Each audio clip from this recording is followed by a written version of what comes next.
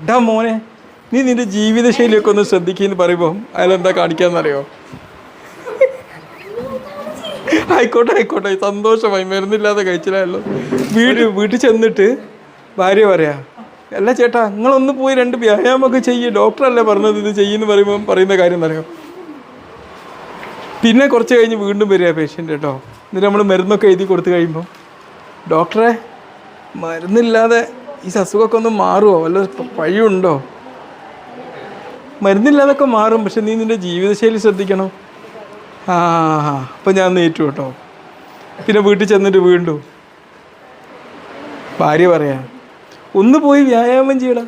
ഇപ്പം അതിന് സമയമൊന്നുമില്ല ചേട്ടാ, ആവശ്യത്തിന് മാത്രം ഭക്ഷണം കഴിച്ചാൽ മതി.